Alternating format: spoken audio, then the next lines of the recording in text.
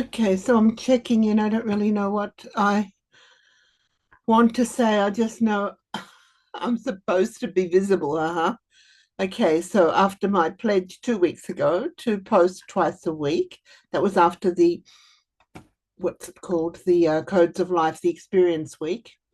At the end of that, one of my commitments was to be visible and to post twice a week. So to get out of the dilemma that I didn't feel like posting anything last week, I responded on one YouTube, and I believe I posted one Instagram post. I'm not tracking. That's one thing. Okay, so I recognize I could be tracking all of that stuff, and that takes even more time. And okay, second week, and what I've done. Okay, on Monday night, I supported the Women's Federation with a ChatGPT training where you went through and created our concept note and revised the title of an event coming up for the UNTOC in October. So I made my contribution there and was quite surprised on Tuesday morning then in my mastermind that Sabina would also be interested in a training about ChatGPT, because in our review of the week I mentioned that I'm very happy and satisfied that I can support Women's Federation activities in the things that I'm doing. And I must say that right now I'm feeling a certain contentment and overwhelming gratitude for my personal life situation. I'm so grateful for this house. Every morning when I go outside, even though was it yesterday or the day before, I got bitten by an ant. Oh yes, I found the ant hole where they must be. So I was planning to take care of that. But I was just walking barefoot on the grass as usual. And even though months ago somebody asked me, "Aren't you afraid of getting stung by a bee?" I said no. And I definitely felt some severe pain which lasted quite a long time. And there was no bee sting in my foot. In fact, it was very difficult to even find the spot. But eventually I discovered a tiny little red dot where the pain was, and I suspect it was an ant bite. Anyhow, how many things have I covered already? So I'm just so grateful that I can walk out in the garden every day. The zucchini's growing, paprika's coming, tomatoes, the chives and parsley and basil. Joseph has started making a basil salt. I am so overwhelmingly grateful. You know, my husband comes from a farm and was determined to have nothing to do with farming, with what's agriculture, because his oldest brother inherited the farm, the second brother bought the house next door, and he had to take care of the younger sisters and work the whole summer, never knew a holiday, and was determined he does not want to have anything to do with the farm. I grew up in Melbourne on a quarter-acre block, a house, my own room after the age of about 13 or 14, and lots of pets. And mum was growing vegetables and herbs and fruits and flowers in the garden. And since I arrived in Austria in 1988, I always wanted a house and garden.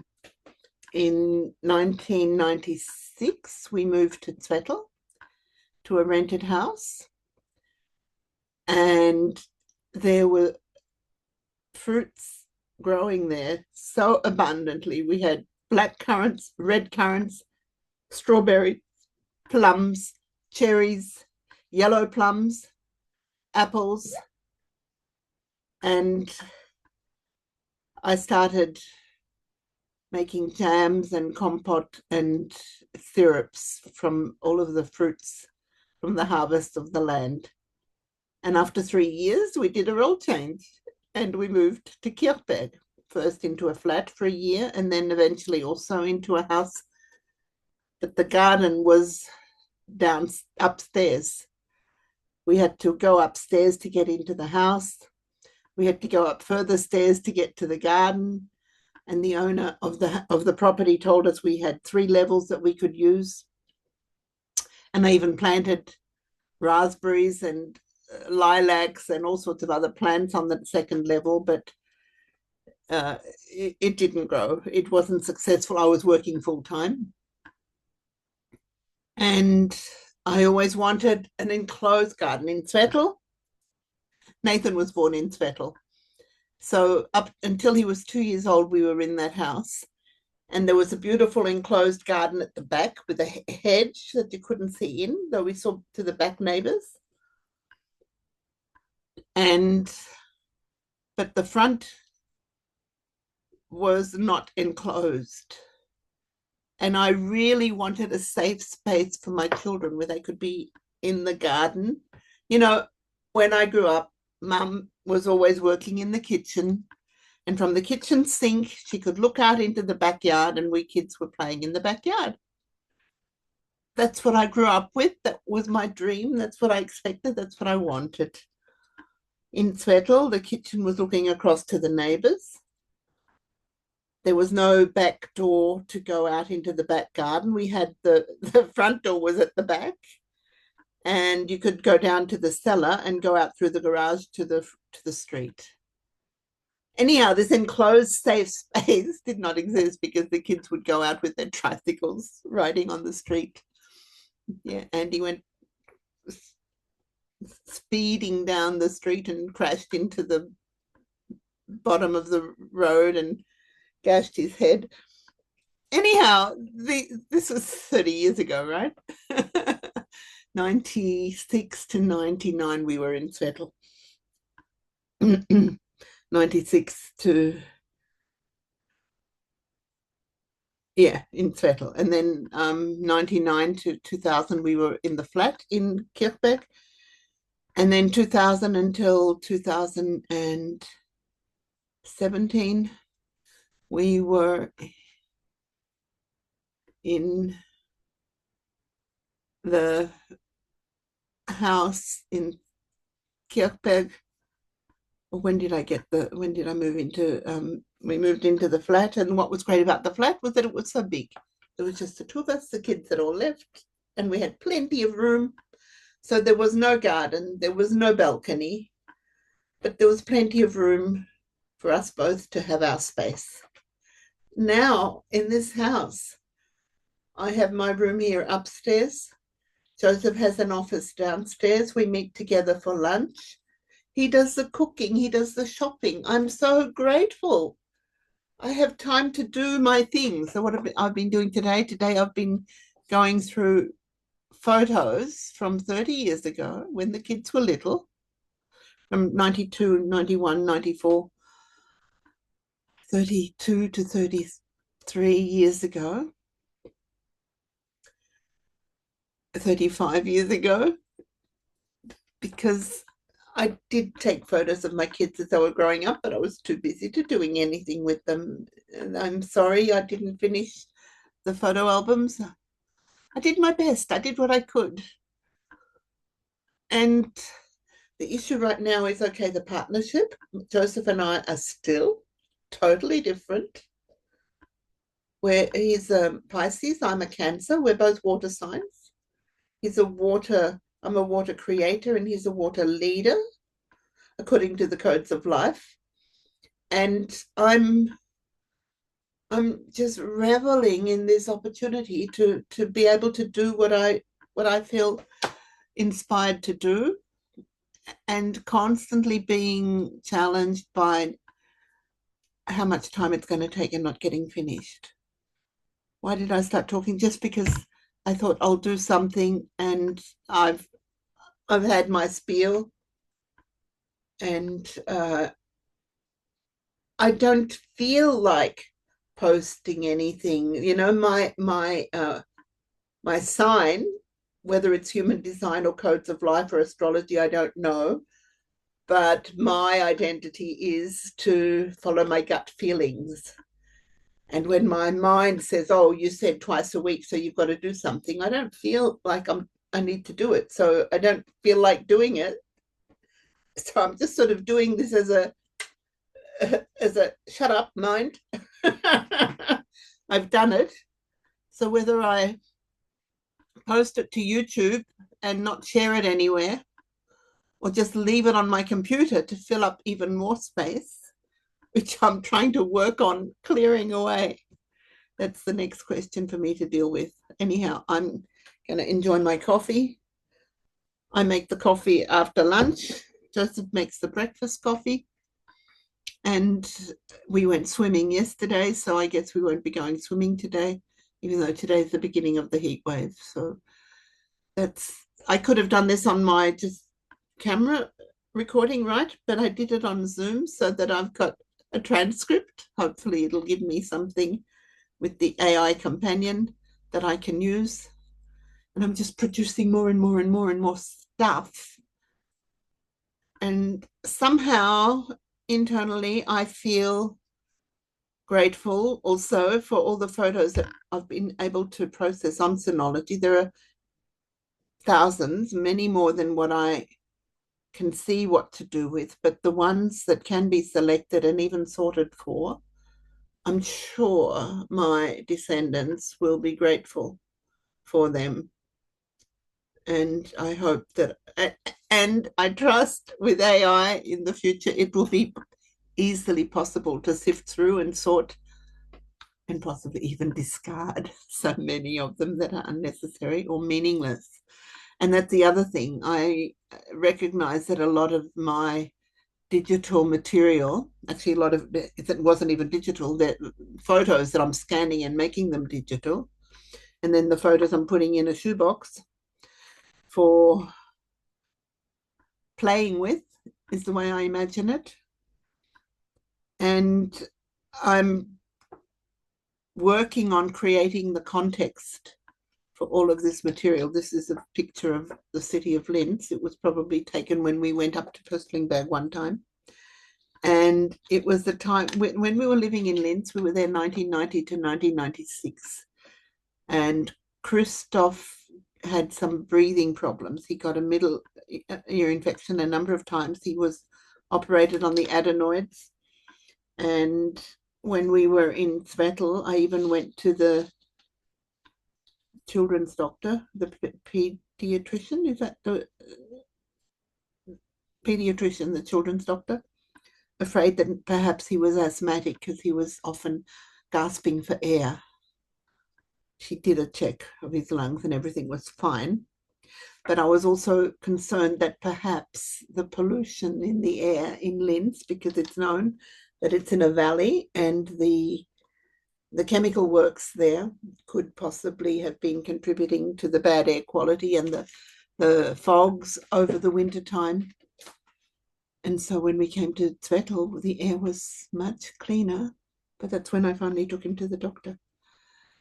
Yeah, my kids are all grown up. They've all left home. I often think I'd like to see them much more. And I keep reminding myself how I left home and did not want my mother dominating me, controlling me. And I've been very consciously giving my children wings, allowing them to be free and hoping that they will come back. And I'm grateful that we do come together for birthdays, Christmas, Mother's Day, and other events. Yeah, I'm in this period of reminiscing and also collecting material for my autobiography and still not clear enough on how to do it. I'm not just getting down and writing every day for an hour. And yeah, this dialogue is also a little bit of that figuring things out. One more point, according to my human design codes of life profile. So I'm just going to put share the screen. I'll put it on screen 1 and put it over here. And this here is the uh, I think it was the sacral chakra that Lisa was talking about. If that is defined, now I wasn't sure whether it was the bottom one or the next one, and I wanted to check, and I was surprised now to see, yes, this one is defined on the conscious level and the other one on the subconscious level. And that this is what, yeah, actually, I can read it. Or did I close it already? I think I closed it already. I have a chart, a reading from Lisa about my my profile, and let me just read that part to you. It's coming. I'm just looking it up in the, I had it open before, so that's why I'm, no, must be the last one because I've got the different, now give me the different access, different view, give me the detailed view, and oh, okay, I had to go into the English folder. Here it is. So this is the analysis that you can order from. Yeah, so this is Codes of Life. You can, let me go to one of the other versions. This is the English one. And you can generate your own chart. And I believe, let me see if I click on here, if I go to the regular German one. Okay, so I'll just click to the dashboard. And okay, I wonder if I've always got that option to change the language when I log into here. Anyhow, you can put in your information and generate a chart. It looks very busy here now. I think there's too much information here at the moment, but she's starting an experience week on the 1st of August, which I highly recommend. I did that, and that's really helped me to recognize what the significance of all of these things are that are on the chart. So this is my chart, and these arrows here she calls below the line. These are the human design characteristics, and these are the astrological signs, the planets, the star signs, the houses, and this is apparently the time of your birth, and this is a period of time before, which represents your ancestors. So this side represents your father's side, this represents your mother's side, this represents your conscious, this represents your unconscious. And there's a lot of information in there, which I'm really amazed at. But what I was going to share with you was this analysis, which was about the centers. So these chakras are called centers, and I wanted to look at, okay, from page 19. So let's just zap down to page 19. And I don't know if anybody even looks at my YouTube videos that I just post like that, because I post a lot of stuff there just to keep my videos, and I'm going to delete them off my computer. Anyhow, the human design centers symbolize the focal points of your energetic conditioning. And this is what they call the root center, the sacral center, and the splenic center. So the root center and the splenic center are the two defined centers on my chart. And the sacral center is also defined from the subconscious level. So here there is then an explanation of the centers and the meaning of them, defined or open. And the root is the bottom one, which for me is defined. So let me show you that again on my chart. Oops, I think I've got that down here. Yeah, okay. So this is the root chakra, and that's defined because it's black, right? So back to the PDF. So characteristics, my defined root center. So then I'll go back to the way it's written here. Your divine root center makes you a role model in stress management and self-leadership. Others look to you for advice on how to navigate their paths boldly and avoid being overwhelmed by external circumstances. Your ability to stay calm and focused under pressure and draw strength from it rather than succumb to it inspires and motivates those around you. So I'm really fascinated by what these things say, because I can totally relate to that. A lot of people are extremely grateful in Toastmasters meetings. We are in total pressure. There are no roles have been taken, and it's another meeting that runs totally by instinct and improvisation, and it doesn't bother me at all. It's the way that we learn and grow. Strategies for maximum potential. Set personal deadlines. Define clear goals and timelines to direct your energy purposefully and effectively. So, in another sense, this is going much longer than I had intended. But this can be for me now my what's it what's the word, to check up on me, to the word when you you make a promise and you make a commitment, and how you're going to align to it and keep up to it, and it's accountability. Okay, so this is going to be my accountability. Set personal deadlines. Yes, it's hard for me to set personal deadlines and define clear goals and timelines to direct your energy purposefully and effectively. So I'm told this is what I need to do, right? So now I know.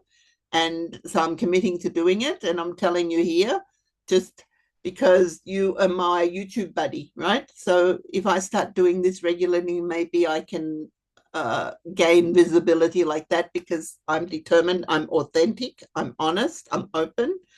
And this is where I'm doing it. Minimize reactions to external pressure.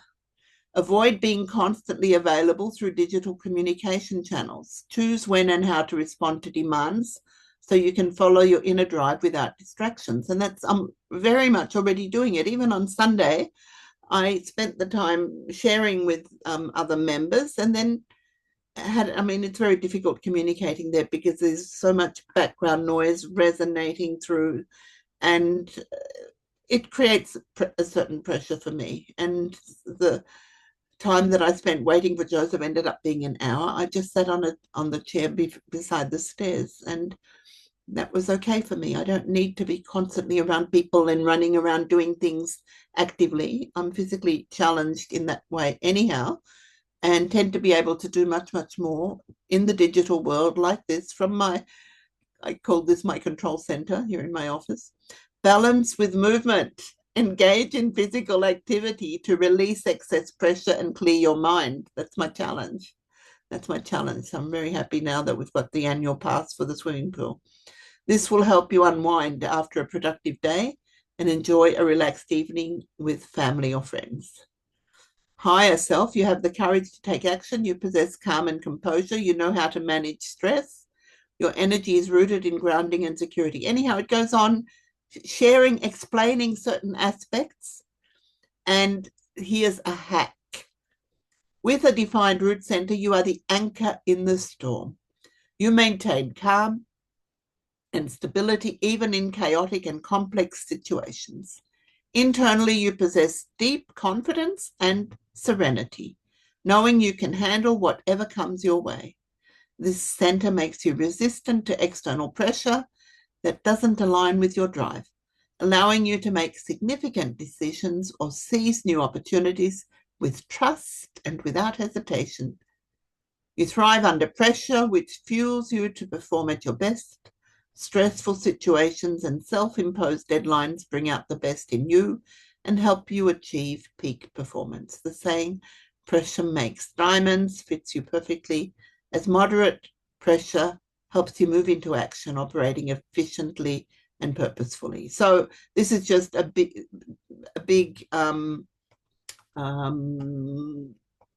plug for the Codes of Life, because I'm very inspired by all that I can learn from there. That was from the Codes of Life, the website which I had up before. Let me just see. It's called codesoflife.com/DE. I think the other one is slash just codesoflife.com. So codesoflife.com and DE, or just codesoflife.com. That's it for now. I'm going to enjoy my coffee now. Bye.